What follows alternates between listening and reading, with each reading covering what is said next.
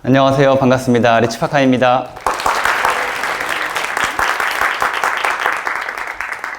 제가 작년 이맘때였던 것 같아요. 한 1년 전 겨울에 크리에이터 7분과 강연을 한 적이 있어요. 혹시 그 자리에 와주신 분이 계실까요? 그때도 오셨었나요? 네, 그때는 요 정도 규모로 강연을 했었는데 저 혼자 한 게 아니라 7명의 크리에이터들이 힘을 합쳐서 이렇게 무대를 만들었었거든요. 그런데 1년 정도 후에 지금 리치파카라는 이름을 걸고 제가 이렇게 많은 분들 앞에서 강연을 할 수 있다는 게 굉장히 감사하기도 하고 또 한편으로는 조금 뿌듯하기도 한 것 같습니다. 그래서 지금 오늘 오면서도 굉장히 설렜어요. 솔직히 운전하면서 웃으면서 왔어요. 너무 기쁘고 스스로가 약간은 대견하기도 하고 한편으로는 꿈을 이뤘다라는 생각도 들었습니다. 책을 좋아하시는 분들은 누구나 가슴 한켠에 나도 언젠가 책을 써보고 싶다 이런 생각을 하고 계실 거예요. 그런데 제가 그랬었거든요. 예전부터, 아주 오래전부터 가슴 한켠에 내가 한번 책을 내보겠다 이런 생각을 가지고 있었는데 올해 1월 15일이 그 꿈이 이루어진 날이고 오늘이 또 이 책을 이 광화문 교보문고라는 의미 있는 자리에서 이렇게 소개하게 되는 자리인 것 같습니다. 오늘은 저의 이야기 그리고 제가 7년간 자기계발과 부에 대해서 공부하면서 깨달았던 것들을 전해드리도록 하겠습니다. 제가 7년 정도 전부터 정말 열심히 책을 읽기 시작했거든요. 아마 여기 계신 분들도 다 책을 좋아하시는 분들일 것 같아요. 여러분, 제가 이 책을 쓰는데 어느 정도의 시간 기간이 걸렸을까요?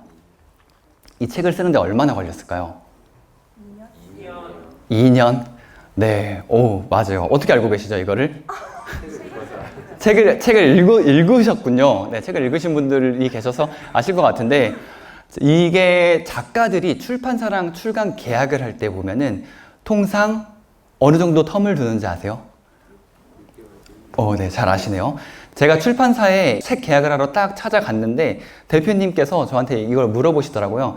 리치파카님 그럼 저희랑 책 쓰는 걸로 하시고 기간을 어느 정도 잡아볼까요? 이렇게 물어보시더라고요. 그래서 제가 첫 책이라 이런 걸 잘 몰라서 그런데 다른 작가님들은 보통 얼마나 걸리세요?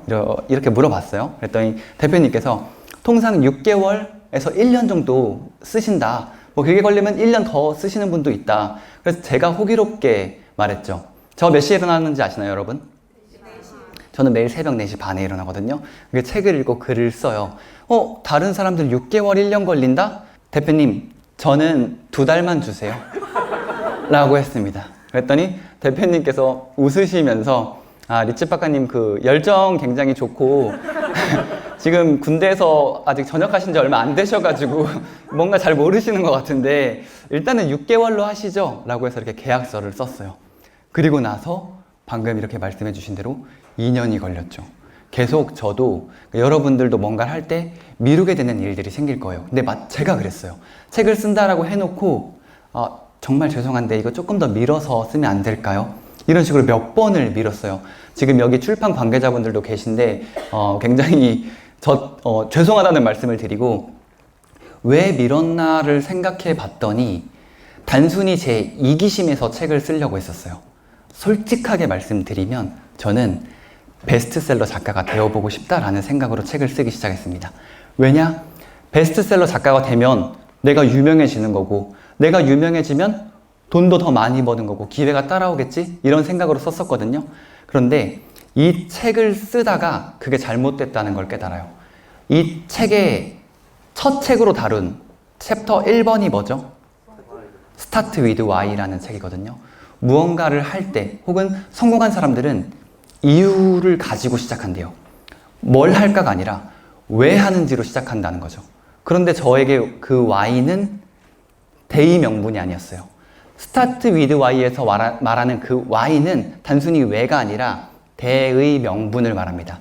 내가 이걸 만듦으로써 이걸 함으로써 세상에 어떠한 가치를 전하겠다 혹은 누군가에게 도움을 줘야겠다 이런 뜨거운 가치가 저는 없었어요. 나 베스트셀러 작가 돼야지. 단순한 이기심. 그래서 이 책을 쓰다가 스스로 머리를 띵하니 맞은 거죠. 이거 안 되겠다. 내가 이렇게 쓰는 게 맞나? 라는 생각을 고쳐 먹습니다. 그럼 나는 이 책을 왜 쓰는가?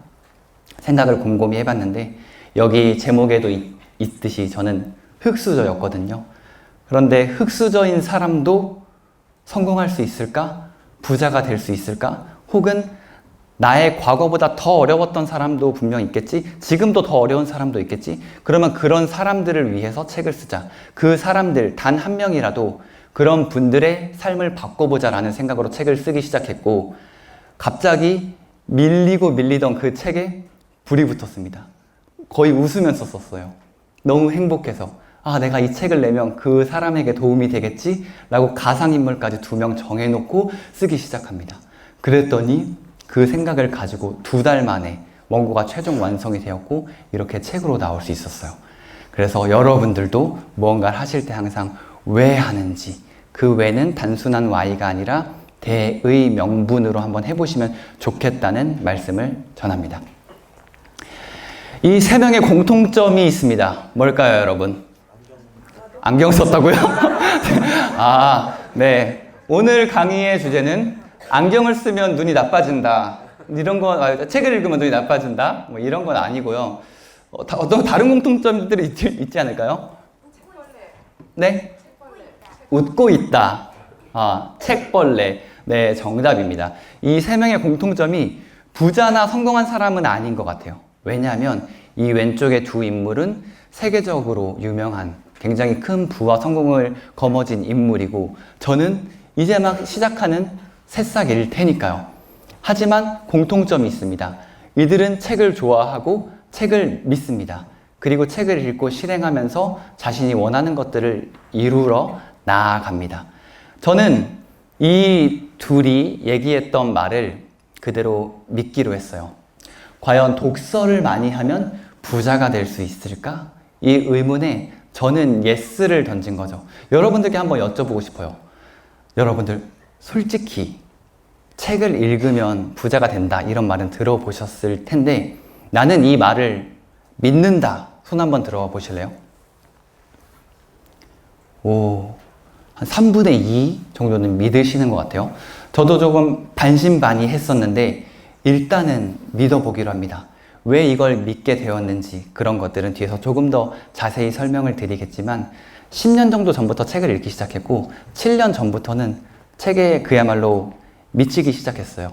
시간 날 때마다 읽고 그냥 제 일상이 책으로 뒤덮였죠. 그래서 여기 보시듯이 이렇게 많은 책들, 특히나 부자, 성공한 사람들이 쓴 책들을 닥치는 대로 읽기 시작했습니다. 오늘의 이야기입니다. 책을 7년간 미친 듯이 읽으면 어떻게 되는지 이것뿐만 아니라 저는 책을 읽고 항상 실행을 합니다. 책을 한 권 읽으면 책이 정말 좋다. 다음 책 읽어야지가 아니라 책을 읽으면 항상 부딪혀요. 되든 안 되든. 그 책에서 가장 와닿았던 부분들을 한 3가지 아래로 추립니다. 아까 노트도 선물로 드렸는데 그 노트에 내가 할 일들을 쭉 써요. 그리고 나서 결과가 어떻든 일단 해봅니다. 그리고 하고 나서 다음 책으로 넘어가죠. 그렇게 7년을 살아보니 어떻게 되었는지 그동안 느낀 것들을 여러분들께 다 전달해 드리겠습니다. 그래서 오늘 이 자리가 제가 겪었던 7년으로 인해서 여러분들의 시간이 조금 더 세이브 되었으면 여러분들이 많은 깨달음을 얻으셨으면 합니다. 탄식이 나오네요. 네. 누굴까요? 네, 지금은 좀 안 닮았죠? 저의 어릴 적입니다. 침도 질질 흘리고 있고, 옆에 보면은 이 오른쪽 사진은 저의 집은 아닌데 저의 집과 가장 유사한 사진을 가지고 와 봤어요. 저의 유년 시절인데 저는 운이 좋았던 건지 아니면 운이 안 좋았던 건지 태어나기를 가난한 집안에서 태어납니다. 오늘 날씨 굉장히 춥지 않았나요? 어제도 너무 추웠죠? 여러분들 혹시 화장실 갈 때 춥다고 느껴본 적 있으세요? 집에서 화장실 갈 때 추워요? 춥진 않잖아요. 저는 화장실 갈 때 추운 집에 살았어요. 드라마나 옛날 영화 보면은 푸세식 화장실 아시나요? 푸세식 화장실 진짜 언어 써도 되겠지 모르겠어요. 똥차가 와서 똥 퍼가는 그런 화장실이 있는 집에 살았습니다. 그렇다고 제가 엄청나게 옛날 사람이 아니에요. 저보다 나이가 훨씬 더 있으신 분들도 푸세식 화장실 집에 살아본 적이 거의 없으실 거거든요. 혹시 여기서 난 푸세식 화장실이 있는 집에 잠깐이라도 살아봤다 하시는 분 계신가요? 손 한번 들어줄래요? 한 분, 두 분? 여기 조금 왜 있죠? 그래요? 잠시만요. 여기가 연령대가 그렇게 높지 않은데 왜 있죠? 저는 중학교 2학년 때까지 푸세식 화장실이 있는 집에 살았어요. 근데 제가 나이가 생각보다 많지 않거든요. 생각보다. 다들 웃으시는데 제 나이가 몇 정도 됐을까요? 30대 중반이요. 30대 중반? 또? 28이요? 아, 사람들이 웃는 거 보니까 이건 절대 아니라는 거고, 저는 생각보다 나이가 많지 않아요. 제가 인스타그램에서 이제 책 다루고 항상 뭐 우리 발전적인 걸 해야 된다, 성장하는 걸 해야 된다, 이런 얘기를 던지니까 제 주 팔로워들은 30대, 40대 분들이거든요. 근데 그분들이 본인들보다는 많은 줄 아세요. 근데 제가 생각보다 나이가 어립니다. 92년생이고 지금 34살이에요. 왜 오 하시죠? 저렇게 놀라세요. 팔로워분들, 수강생분들 만나면 저 92년생이 하면은 저보다 어리셨네요? 라고 얘기를 하실 정도로. 근데 생각보다는 어립니다. 그런데도 이런 집에 살았었죠. 그리고 저의 가장 암흑기는 이 어릴 적이었던 것 같아요. 저는 이제 자기 개발하고 새벽 기상하고 제가 새벽 5시마다 달리거든요. 그런 걸 보면 사람들이 이런 질문을 해요. 리치박사님 힘들지 않으세요? 피곤하지 않으세요? 그리고 그렇게 열심히 뭐 집안의 빚을 갚고 이겨냈다고 하셨는데 마음이 안 힘드셨어요? 안 힘들어요. 이때가 너무 힘들었어서, 어렸을 때가 너무 힘들었어서 성인이 되고 나서는 솔직히 힘들어 본 적이 없는 것 같아요. 이때 고생할 걸 다 했던 거죠. 여기 빨간 딱지 그림을 한 장 넣어놨는데, 제가 중학교 때 저희 집에 갑자기 우르르르 남자들이 들어오는 거예요. 제 기억으로는 한 5명, 6명이 우르르 집에 들어왔어요. 너무 놀랐죠. 뭘 하는지 봤더니 가전가구에 빨간 딱지를 이렇게 다 붙이더라고요. TV, 에어컨은 없는 집에 살았으니까 에어컨은 없었고, 어쨌든 그런 가전가구에 다 붙이는 거예요. 그래서 이런 생각이 들었죠. 와, 이제 쫓겨나는 건가? 그 말로만 듣던 노숙자들의 생활을 우리 집이 해야 되는 건가? 이런 무서움을 겪기도 했어요. 더 무서웠을 때는 여러분 우리 학창 시절에 보면 집에 친구들이 놀러 오잖아요. 저는 사채업자분들이 놀러 왔어요. 초인종 띵동띵동 누르고 정말 무서웠어요. 지금 생각해도 무서워요. 당시 저는 어렸고 그분들은 건장한 성인이셨는데 통상 오는 분들이 20, 30대 남성분들로 기억을 해요. 근데 조금 험상궂게 말을 하셨고 문을 세게 두드리셨어요. 그리고 더 무서웠던 건 바로 안 가셨어요. 계속 두드리면서 있는 거 다 알아. 나와. 이런 얘기를 하셨어요. 너무 무서웠어요. 진짜 방 안에서 너무 무서웠고, 중학교 때까지는 아까 푸세식 화장실 있는 집에 살았다고 했잖아요. 중학교 2학년, 3학년부터는 빌라로 이사 갔는데, 빌라로 이사 가니까 그래도 대문이 아니라 현관문이 있잖아요. 현관문 그 작은 유리로 그 사람 가나 안 가나 그걸 살펴봤어요. 근데 소리 내서 가면 인기척 티가 날 거 아니에요. 그래서 정말 이렇게 조용히 가서 갔나 안 갔나 보고, 그런 학창시절, 유년시절을 겪어서 그때가 이제 저의 암흑기였던 것 같습니다. 그래서 초인종 소리를 지금도 싫어해요. 누군가 저의 집에 눌러도 지금도 깜짝깜짝 놀라요. 원래 잘 안 놀라거든요. 근데 초인종 소리만 들으면 그렇게 놀라요. 그리고 다른 집에 방문을 해도 웬만하면 초인종은 안 눌러요. 앞에 가서 전화를 합니다. 나왔어. 이게 너무 싫은 거예요. 지금도 성인이 되고 나서도 시간이 굉장히 많이 흘렀는데 지금도 무섭더라고요. 그래서 그런 암흑기를 보냈던 것 같습니다. 그리고 나서 성인이 됩니다. 제 대학교 때 모습이에요. 어떤가요? 지금이 낫나요? 이때가 낫나요? 지금이 나아요. 이때는 네, 말을 잊지 못하시는데 네, 대학교 때 ROTC라는 제도에 지원을 합니다. 여기 남성분들도 굉장히 많으신데 혹시 군대 다녀오셨죠? 군대 기간 어느 정도 다녀오셨죠? 21개월. 21개월 다녀오셨다고 하고, 한 분 더 여쭤볼까요? 네, 가운데 남성분. 군대 얼마나 다녀오셨죠? 21개월. 네. 지금은 좀 더 줄어서 18개월이고, 이렇게 많이 줄었는데, 저한테 군 생활은 6년 4개월부터 시작했습니다. 왜냐면 ROTC라는 제도가 2년 4개월인데, 군장 학생이라는 제도를 지원하면 군 생활을 4년 더 하는 대신 장학금이 나왔어요. 집안이 어려워서 학비를 내고 그걸 생활할 여력은 안 됐었거든요. 용돈 성인 이후에 일단 받아본 적이 없죠. 그리고 저는 농담이 아니고 진담인데 저는 초등학교 6년 동안 500원, 1000원씩 돈을 모아서 중학교 입학할 때 교복을 제가 맞췄어요. 부모님이 너무 힘들어하는 걸 아니까, 부담되는 걸 아니까. 그리고 나서 중학교 3년 동안도 돈을 모으고 모아서 고등학교 올라갈 때 교복을 제 돈으로 했어요. 왜냐면 집이 어려운 걸 아니까 그 당시 제 기억으로는 20만 원 정도 하거든요, 교복이. 그 돈조차 어머니는 부담스러워 한다는 걸 아시니까 그렇게 했던 것 같아요.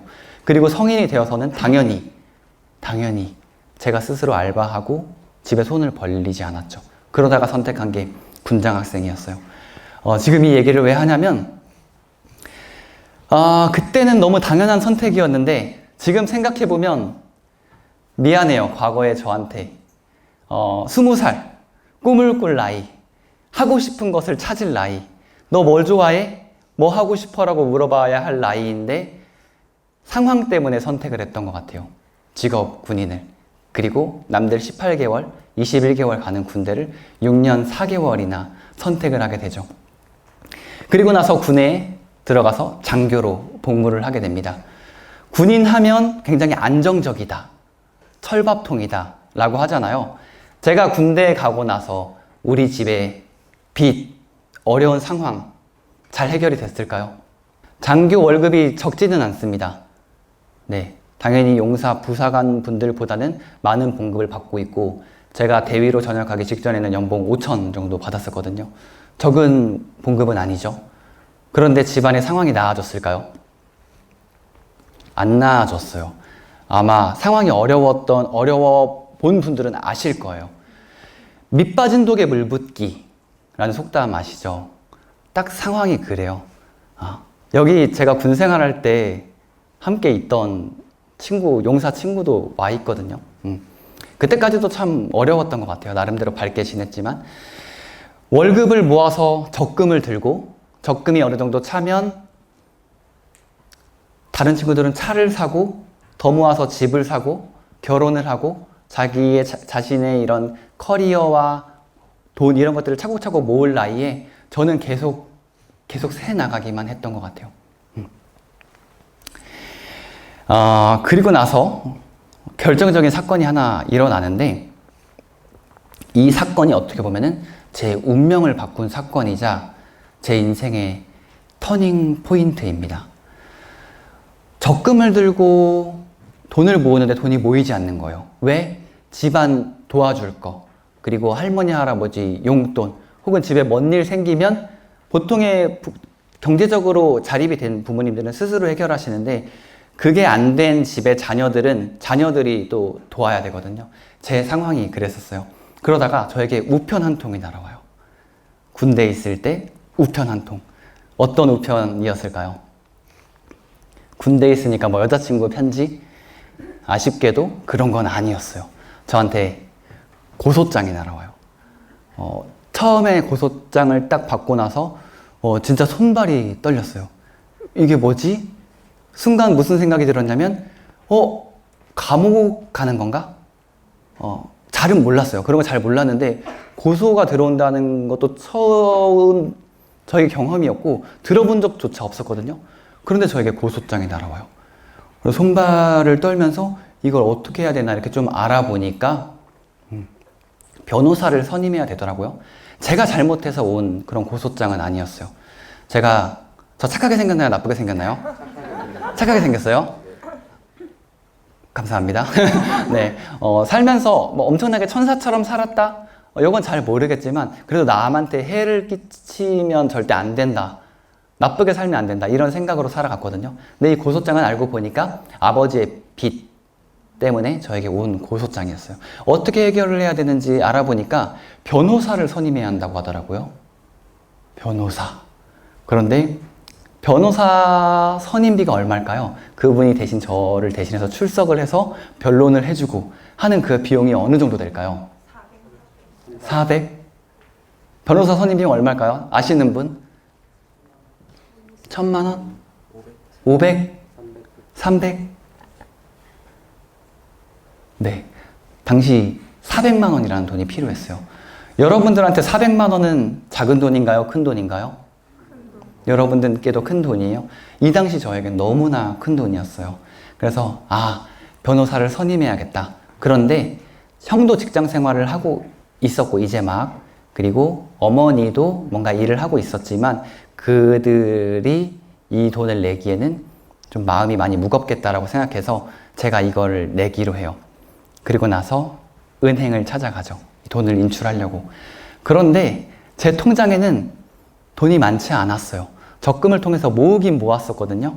근데 제가 이 일이 있기 6개월 정도 전에 적금을 이미 한번 깨서 형이랑 아버지 빚 일부를 갚은 상황이었어요.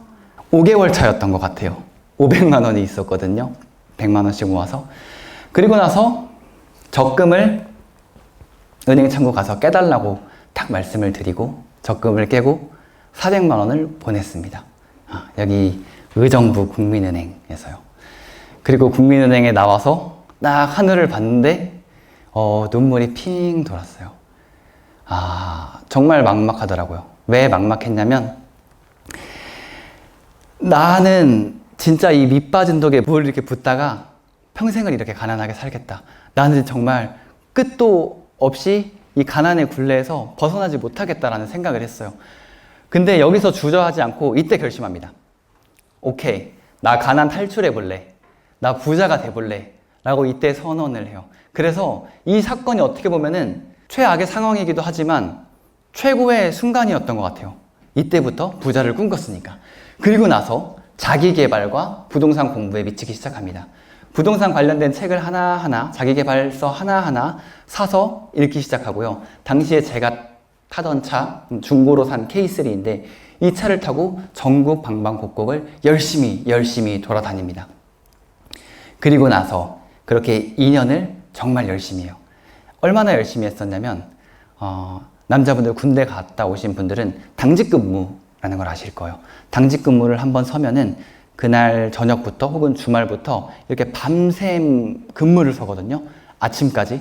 그리고 나서 아침에 밤을 샜으니까 당연히 퇴근을 시켜줘요. 그럼 퇴근하고 하루 자야겠죠. 밤새 못 잤으니까. 잠을 안 잤어요. 잠을 안 자고 부동산 임장을 다니기 시작합니다. 아파트 보러 다니고 공인중개사분들 찾아다니고 어떻게 하면 아파트 투자를 잘할 수 있는지 강의도 다니고 막 찾아다녀요. 그렇게 2년의 시간을 보냈습니다. 그렇게 2년을 시간을 보내자 저에게는 결과물이 생겼어요.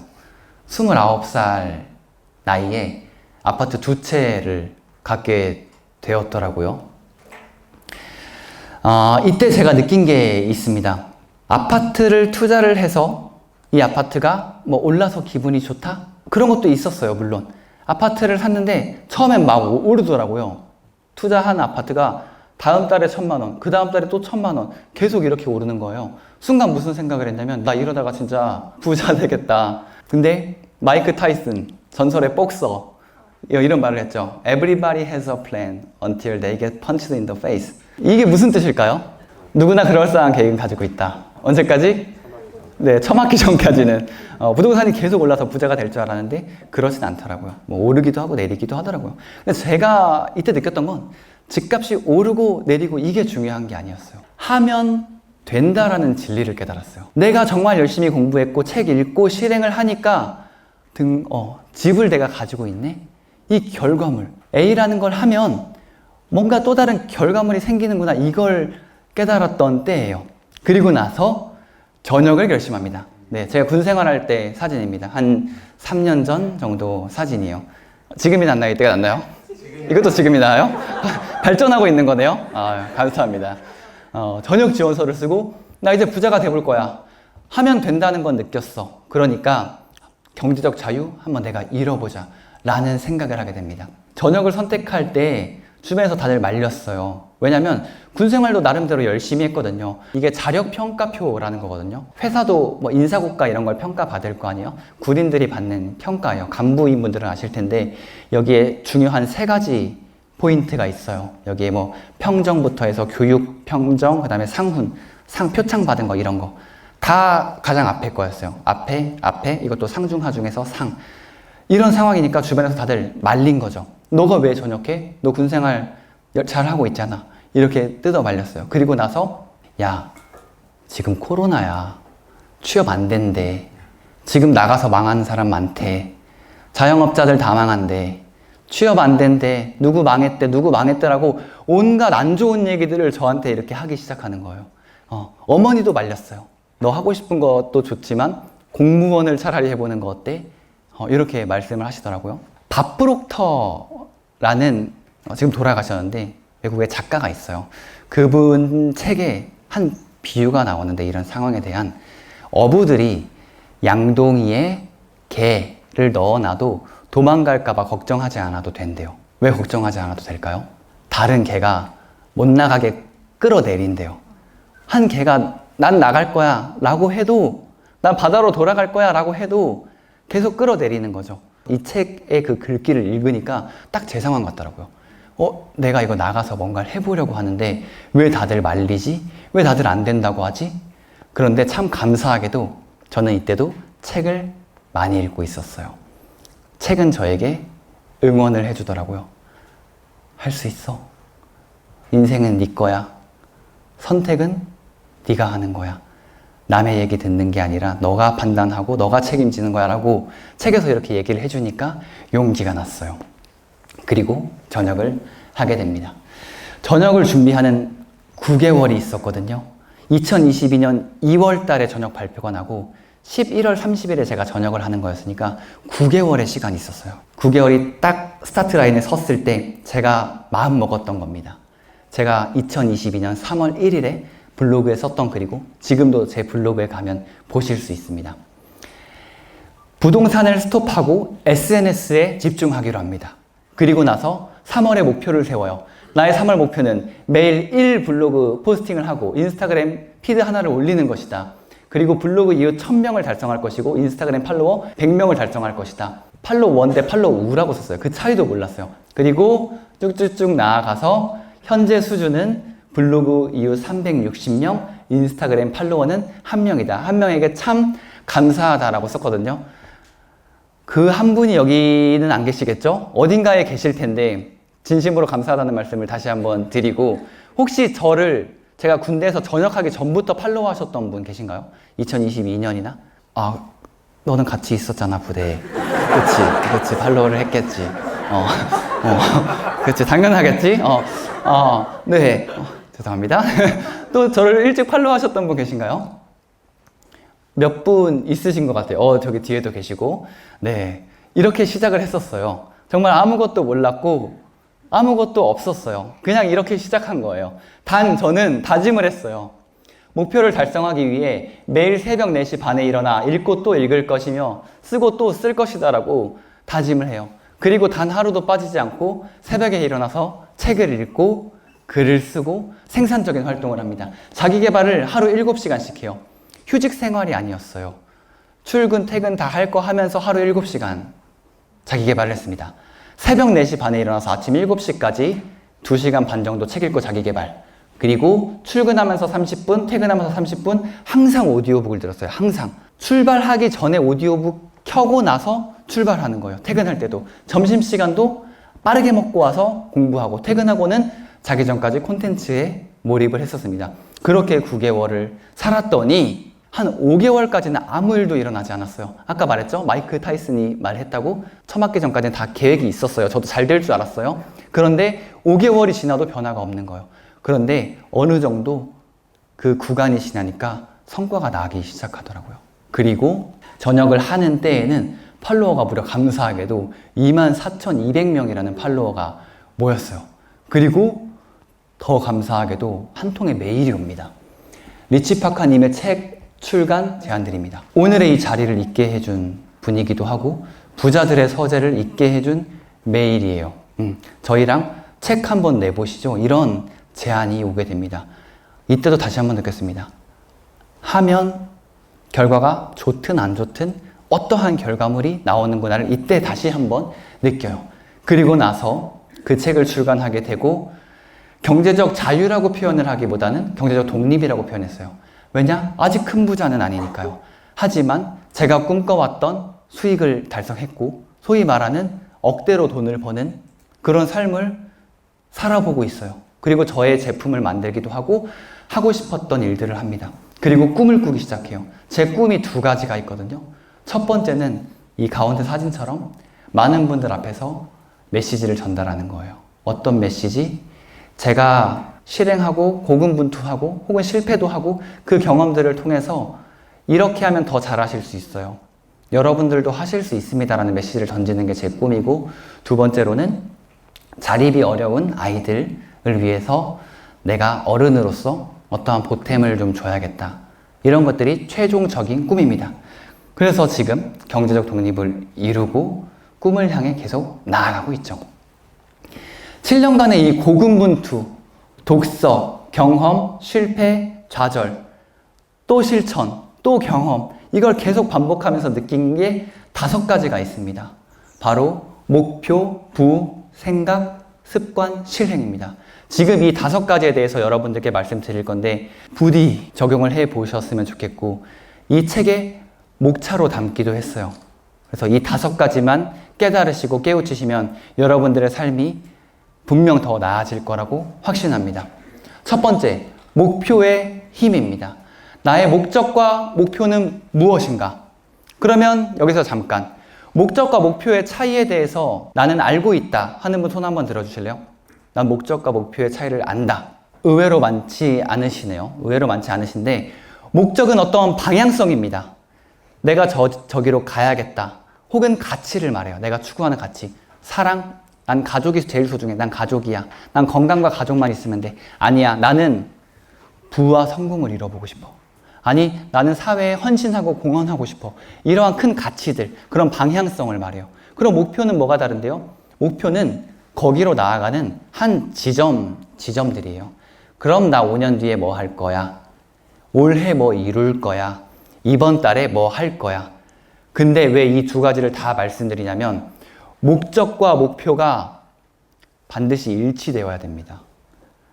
제가 7년간 자기 개발을 하면서 쉬지 않고 할 수 있었던 거, 즐기면서 할 수 있었던 거, 제가 뭐 대단한 사람이라서 그건 아닌 것 같고요. 목적과 목표가 일치가 되기 때문에 가능한 것 같아요. 저는 부와 성공으로 나아가는 것이 제 목적이고, 그리고 그걸 이룸으로써 사람들에게 가치를 전하고 아이들을 돕고, 이게 제 목적이에요. 그걸 이루기 위해서 오케이, 난 사람들에게 이런 메시지를 전하는 책을 써야겠다. 이번 달엔 뭘 해야겠다. 그러니까 그 순간순간이 피곤하지 않아요. 힘들지 않아요. 오늘도 오면서 웃으면서 운전하면서 왔어요. 즐거워요. 그러니까 여러분들도 1월 1일 되면 목표만큼 세우잖아요. 혹은 저 친구 따라서 나도 월 100만 원 부수입 만들어 볼래? 혹은 나도 1억 모아 볼래? 이런 목표 말고요. 내가 진짜 좋아하는 목적, 추구하는 방향이 뭔지를 먼저 생각하셔야 된다는 겁니다. 그러면 나의 목적이 뭔지 모르겠어요 하는 분들께 약간의 힌트를 좀 드리고 싶어요. 여러분, 잠시만 10초만 눈 한번 감아 보실래요? 제가 여러분들의 목적을 찾게 도와드리겠습니다. 자, 질문 드리겠습니다. 만약 내가 6개월밖에 살지 못한다면 무엇을 하고 싶은가 한번 생각해 보세요. 단 전제 조건이 있습니다. 경제적 대가는 하나도 받지 않는다는 가정 하에 말이죠. 5초만 세볼게요. 5, 4, 3, 2, 1. 네, 눈을 떠 보시기 바랍니다. 여러분들이 방금 생각한 게 여러분들이 생각하는 가장 최우선의 가치이자 목적일 거예요. 저는 이걸 누가 저에게 질문했을 때 책을 쓰고 싶다라고 답했었거든요. 여기에 계신 분들 중에서도 저와 같은 분이 있을 수 있고, 혹은 우리 여기 많은 분들이 있으니까 이 많은 분들 모두가 다를 거예요. 근데 그게 여러분들의 주 목적이라는 거고, 그것과 관련된 목표들을 한번 세워보세요. 나아가면서 행복할 거예요. 어떤 목표? 돌계단이요. 그 목적에 부합하는 목표들을 하나하나씩 세워보세요. 그게 바로 돌다리이고 여러분들이 이번 달 해야 할 거, 다음 달 해야 할 거 그렇게 하나하나 나아가다 보면 굉장히 행복하게 목표를 이뤄갈 수 있고 목적으로 나아갈 수 있습니다. 두 번째는 부의 힘입니다. 돈에 대해 알지 않으면 돈으로 인해 앓게 된다. 제가 아까 강연 초반에 얘기했듯이 조금 어려운 집에 살다 보니까 돈으로 인해 앓을 때가 많았었어요. 이 책에도 많이 써놨지만 할머니와 폐지를 고물상에 갖다 줄 때 있었던 에피소드도 있고 아까 압류딱지가 붙었던 에피소드도 있고 다양한 에피소드들이 있어요. 돈으로 인해서 많이 앓았어요. 그러면 돈이 많다면? 돈으로 행복을 살 수 있을까요? 돈으로 다 살 수 있나요, 여러분? 근데 하나 확실한 건 돈으로 불행은 막을 수 있는 것 같아요. 네, 돈으로 모든 걸 다 살 수 없죠. 돈이 많으면 살 수 있는 거 많을 거예요, 물론. 하지만 모든 가치를 다 살 수 있다? 그건 아닌 것 같아요. 몇몇 분들 표정은 돈 많으면 다 된다라고 지금 생각하시는 분들도 있는 것 같은데 확실한 건 돈으로 불행은 막을 수 있는 것 같아요. 제가 이 돈에 대해서 깨닫고 나서 부자들을 막 찾아다니고 있거든요. 근데 그중 한 분이 바로 이분이에요. 이분은 어떤 분이냐면 제가 강남 도곡동에 사무실을 얻었는데 그 건물의 건물주예요. 부동산 계약을 하면서 알게 됐고 부에 대해 배우고 싶어서 한번 만나 뵙겠다고 했어요. 그랬더니 흔쾌히 오라고 하시더라고요. 이 부자 할아버지 93세이시거든요. 부자 할아버지가 저에게 큰 교훈을 줘요. 돈을 쫓아가지 말고 돈이 나한테 따라와야 된다. 그리고 내가 돈을 쫓아가면 돈이 다 도망간다. 군 생활을 하면서 이걸 적용해 봤어요. 전역하는 그 9개월 동안 매일 노트에 목표를 한 번씩 썼어요. 2022년 12월 나는 1,000만 원의 순수익을 낼 것이다. 이를 위해 그때까지 독서, 강의 준비, SNS 채널 키우기에 전념한다. 아직도 안 까먹었어요. 지금 2년이 넘었는데 그 문장을 매일 적고 실제로 그 결과물을 이루죠. 지금도 하고 있나요? 지금도 하고 있습니다. 이거는 제가 1년 좀 더 전에 이 교보문고에 와서 찍었던 당시의 사진이에요.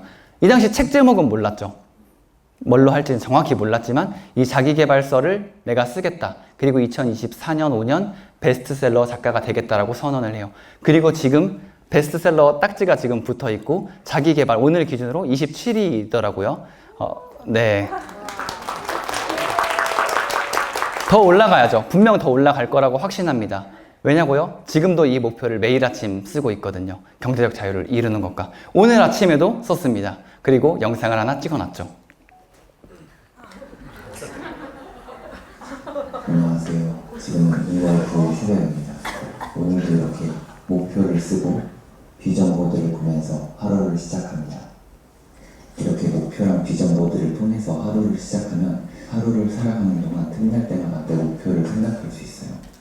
그러니 답을 찾을 확률이 올라가겠죠. 그나저나 지금 강연 잘 하고 있겠죠? 리치파카 화이팅!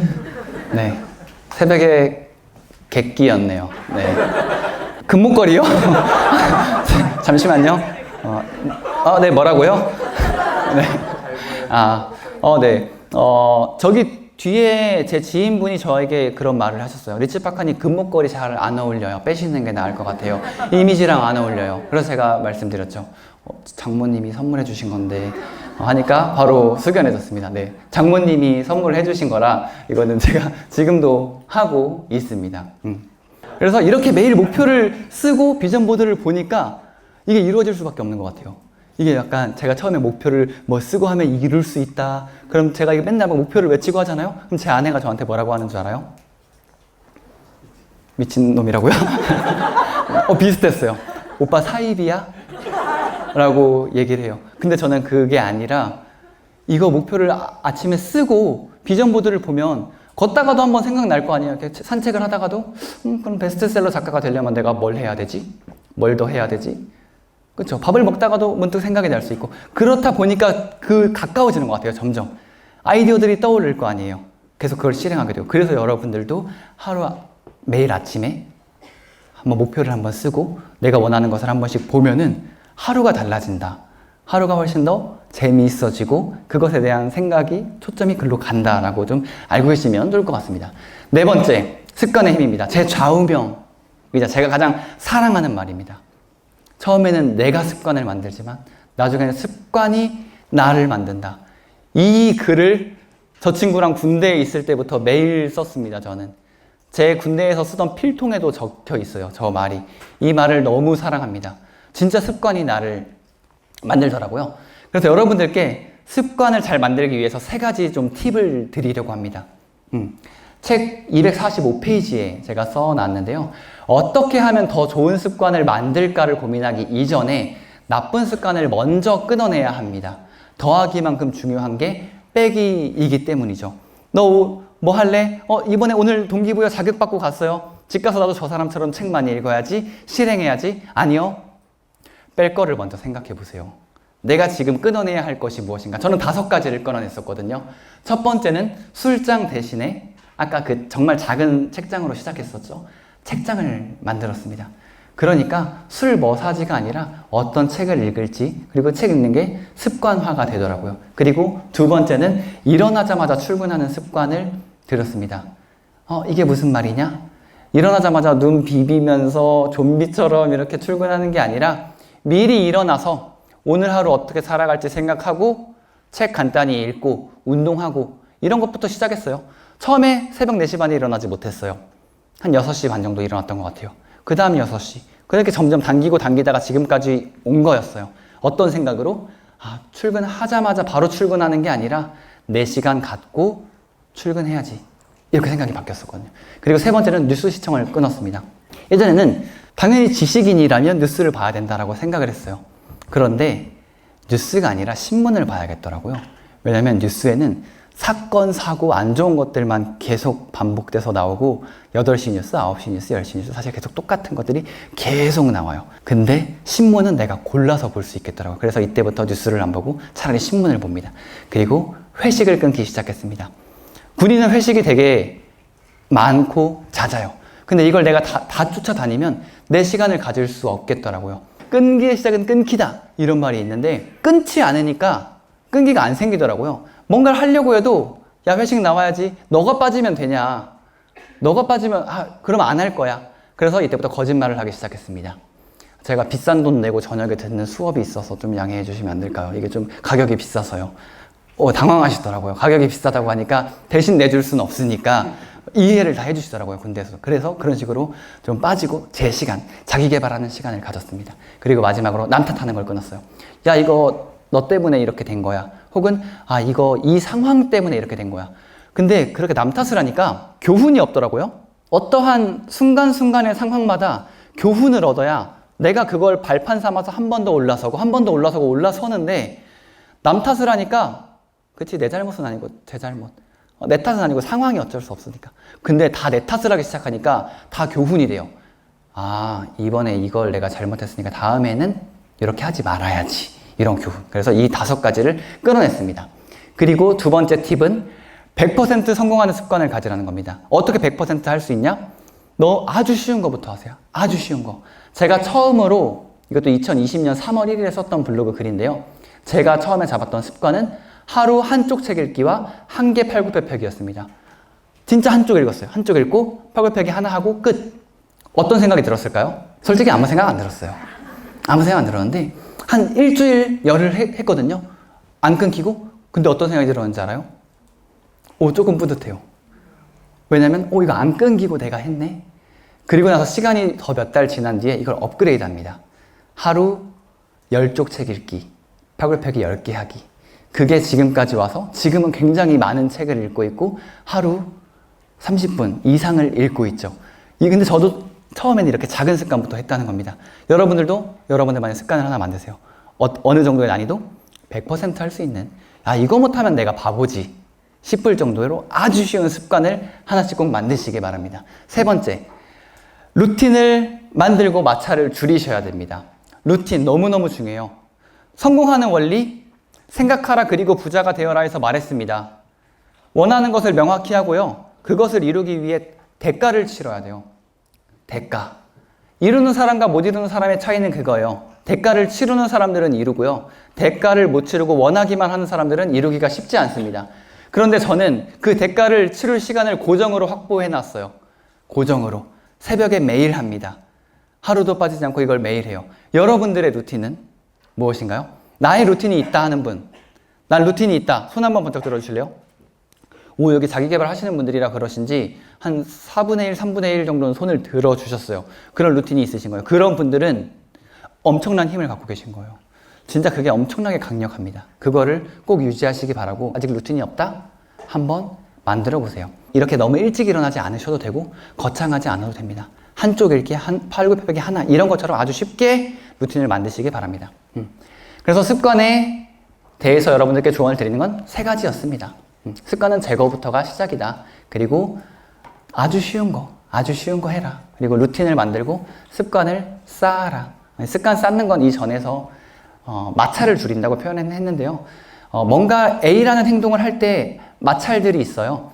난 퇴근하고 영어 공부를 하겠어. 영어 공부해서 자격증 딸 거야? 그러면 퇴근하고 밥 먹고 쉬잖아요. 그러면 여러 가지 마찰이 있습니다. 누운 몸을 일으켜 세우는 것도 마찰, 의자를 빼는 것도 마찰, 책을 찾아요, 올려놓는 것도 마찰. 근데 이 마찰 줄이기는 뭐냐면 퇴근하면 일단 밥 먹고 씻기 전에 영어책 책상에 그냥 올려놓고 의자 살짝 빼놓는 거예요. 그러면 그냥 앉으면 돼요. 이런 식으로 마찰을 줄이는 연습을 해보세요. 그럼 저는 뭘 하고 있냐? 새벽에 러닝을 해야 되잖아요. 그냥 일어나면 알람 끄는 곳 그 옆에 옷 트레이닝복이랑 신발을 앞에다 꺼내놔요. 그냥 나가면 돼요. 입고 나가면 돼요. 그런 식으로 마찰을 줄이고 있습니다. 그래서 이 3가지 적용하시고, 마지막입니다. 이 부자들의 서재에 담은 마지막 5번째 챕터이자, 이 챕터가 없으면 1, 2, 3, 4 챕터는 무용지물이 될 수도 있습니다. 실행의 힘. 중요한 것은 완벽이 아니라 실행입니다. 완벽하려고 하면 절대 안 됩니다. 완벽주의를 버리셔야 돼요. 제가 제품을 만들고 판매를 하고 있거든요. 아웃풋 독서 노트, 성공 플래너, 이거에 대해서 굉장히 많은 고민을 했어요. 아내랑 같이 이야기를 하기도 하고 어떻게 하면 더 업그레이드 할 수 있을까? 근데 이건 좀 뭐가 부족한 것 같아. 업그레이드를 했어요. 또 부족해. 계속 부족해요. 그러니까 나의 이 욕심을 채우려면 끝도 없는 거예요. 그때 느꼈죠. 100%는 없구나. 그래서 일단 준비되는 대로 출시를 해보자라고 해서 출시를 했어요. 반응이요? 굉장히 좋아요. 엄청나게 만족하고 칭찬도 많이 듣고 있어요. 여기 보듯이 평도 굉장히 좋아요. 즉, 내 욕심을 100% 다 채우려고 하는 것보다 일단은 실행하는 거예요. 부족하면 보완하면 되죠. 월마트의 창립자 샘 월튼이 경영 이념으로도 도입했던 것 중에 준비, 발사, 조준이라는 개념이 있어요. 좀 이상하죠? 남자분들 사격하러 가면 준비를 하고 조준을 먼저 하고 발사를 해야 되잖아요. 이 앞뒤가 바뀌었네요. 좀 이상하죠? 근데 왜 그 경영 이론을 도입했냐? 준비하고 조준을 하다가 발사를 못해요. 너무 완벽하게 조준하려고. 하지만 성공하는 사람들, 뭔가 해내는 사람들은 준비하고 일단 쏩니다. 계속 쏴요. 쏘면서 맞춰가요. 근데 이게 왜 성공할 확률이 높냐면 군대에서 사격할 때에는 탄이 한정적이었어요. 사격할 때 10발씩 주고 20발씩 줬어요. 인생의 시도는 10번에서 끝나나요? 무한해요. 또 하면 돼요. 실패하면 또 하면 됩니다. 그렇기 때문에 우리는 조준을 너무 오래 하지 말고요. 발사를 하면서 그곳에 맞춰 가야 합니다. 2번째, 실행을 위해서 저는 게으름을 끊어낸 5가지 팁이 있는데요. 저한테 가장 많이 들어오는 질문이기도 해요. 어떻게 그렇게 부지런하게 살아요? 어떻게 그렇게 나태해지지 않고 계속할 수 있어요? 이것도 책에 일부분 담아놨었는데 게으름을 끊어낸 5가지 방법입니다. 첫 번째는 사랑하는 사람을 생각하기입니다. 내가 잘 되면 행복하고 좋겠지. 더 행복한 건 뭐냐면요. 내가 사랑하는 사람들 행복할 때가 더 행복해요. 그렇지 않나요, 여러분? 여러분 스스로가 행복할 때가 좋으세요? 여러분 가족들이 행복해하는 모습을 볼 때가 좋으세요? 물론 우리가 같이 행복할 때 좋지만 다른 사람이 행복해할 때, 내가 사랑하는 사람이 행복해할 때 되게 좋거든요. 그래서 사랑하는 사람들을 생각하면은 그 열정이 좀 식지 않아요. 저는 저에게 가장 소중한 사람, 제 아내, 그리고 우리 가족들을 생각하면 좀 더 힘이 나고 그들을 웃게 할 생각에 힘이 펄펄 나는 것 같아요. 그리고 2번째는 애매하게 쉬지 않기입니다. 저는 여행을 자주 가요. 그날은 살짝 오프를 합니다. 제일 비효율적인 행동이 일할 때 놀 생각하고 놀면서 그거 했어야 되는데 일해야 되는데 이렇게 생각하는 거예요. 일할 때는 일하고 쉴 때는 확 쉬어줘야 됩니다. 자기 개발하면 안 쉬는 거 아니에요? 아니에요. 쉼도 자기 개발입니다. 힐링해야죠. 세 번째는 보상 준비하기입니다. 저는 한 달에 목표를 정하고 나서 그걸 이루면 보상을 줘요. 여행을 간다거나 아니면 작은 걸 뭔가를 산다거나 그러면 기분이 되게 좋잖아요. 그 기분 가지고 또 하는 거예요. 그럼 다음 거 또 이뤄야지, 그 다음 거 또 이뤄야지, 이런 식으로 작은 보상들을 계속 주시기 바랍니다. 그리고 네 번째는 미래의 나 그리기. 나의 어떤 모습. 근데 하나의 방법으로 최악의 모습을 떠올리는 것도 괜찮은 방법인 것 같아요. 내가 지금 이걸 하지 않았을 때, 우리 집은 가난한데 내가 만약에 집안을 일으키지 못한다면 20년 뒤에 우리 집의 모습은 어떠할 것인가? 엄마가 가끔 걱정해요. 엄마도 나중에 그렇게 파지 주우면서 이런 생활하고 많이 힘들면 어떡하지? 뭐 그런 질문을 하세요. 그러면 마음이 참 좋지 않죠. 한편으로 내가 집안을 못 일으키면, 내가 부와 성공을 이루지 못하면 진짜 그렇게 될 수도 있겠구나 라는 생각이 들기도 합니다. 저에게 큰 자극으로 다가오죠. 그리고 다섯 번째, 열정적인 사람과의 만남. 대단한 사람 정말 많아요. 정말 미친 것 같은 사람들, 그런 사람 정말 많거든요. 그런 사람들 만나서 이야기를 나누면 동기부여가 아주 크게 옵니다. 여기 근데 오신 분들이 지금 다 5번은 하신 거예요. 왜냐?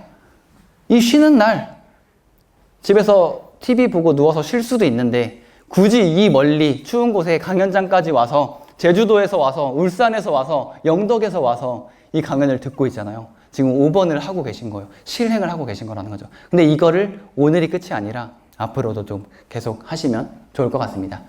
그리고 플래너를 좀 쓰시면 좋겠다. 플래너를 쓰지 않겠다라고 하면은 그냥 빈 종이라도 아침에 한 장 꺼내놓고 내가 오늘 뭘 할지를 한번 써보세요. 왜냐하면 생각하는 대로 살지 않으면 사는 대로 생각하게 되거든요. 그러면 생각한 대로 살려면 어떻게 해야 되냐? 준비할 때 내가 오늘 뭐 할지 간단하게 써보는 거예요. 종이 꺼내기도 귀찮다? 휴대폰에라도 써보세요. 내가 오늘 뭘 할지, 어떤 일을 할지, 어떠한 생각을 할지 이런 것들을 간단히 써보는 거죠. 그러면 그야말로 주체적인 삶이 돼요. 내가 이끌어가는 삶, 내 생각대로 사는 삶. 이것도 적용해 보시기 바랍니다. 그리고 마지막은 선언하기입니다.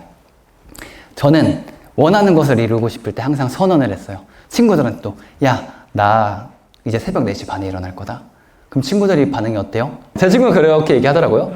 뭐 어쩌라고? 뭐 안 물어봤어. 이런 식의 반응이었어요. 그래도 얘기해요. 그치, 안 물어보긴 했지. 근데 나 4시 반에 일어나서 책 읽고 이런 거 할 거야 라고 막 떠벌려요. 이게 떠벌리는 걸 주변 사람들한테 떠벌리는 걸 떠나서 이제 블로그에 쓰기 시작했어요. 이번 달에 뭐 할 거다, 이거 이룰 거다. 지금 내가 인스타그램 팔로워 12만 7천 명인데 이번 달에 12만 9천 명을 달성할 거야. 누가 안 물어보죠. 그냥 제가 쓰는 거예요. 근데 이 선언을 하잖아요. 그러면 어떤 효과가 생기냐? 내가 선언한 거잖아요. 누가 시킨 거 아니잖아요. 선언을 하게 되면 창피해서라도 하게 돼요. 스스로 선언한 거니까. 친구를 다음에 만났어요? 너 그거 하고 있냐? 아니. 이러면 망신당하는 거죠. 하고 있어. 해보니까 이런 게 좋고 나 이거 이루었다? 나 이만큼 성장했다? 나 근데 다음에 또 이거 하려고. 이런 식으로 계속 선언하는 거예요. 물어보지 않아도 계속. 그래서 항상 1일이 되면 제 행사입니다. 블로그에 글쓰기. 이번 달에 뭘 이룰 것인지. 당연히 2월 달에도 썼고요. 3월 1일에도 쓸 예정입니다. 이런 식으로 선언을 하면서 실행을 하고 있습니다. 그러면 실행에 불이 붙더라고요. 오늘 여러분들께 마지막으로 드리고 싶은 메시지이자 제가 에필로그에 썼던 글입니다. 부와 성공은 특정한 사람들의 특권이 아니라 누구나 실천과 노력으로 만들 수 있는 결과물이다라는 거를요. 제 책의 첫 시작은 이 질문으로 시작해요. 과연 개천에서 용이 날 수 있을까? 엄마, 내가 부자가 돼서 엄마 효도 시켜주고 여행도 시켜주고 행복하게 해줄게. 이렇게 얘기를 드렸더니 어머니께서 그치, 좋지. 근데 부자가 되겠다고 그렇게 말해서 될 거면 과연 부자가 안 될 사람이 어디 있겠냐. 이렇게 해서 약간 찬물을 끼워 얹으시더라고요. 근데 깨달았어요. 돼요. 개천에서 용이요? 무조건 나죠. 그리고 성공, 부여? 금수저만 할 수 있는 건가요? 아니요.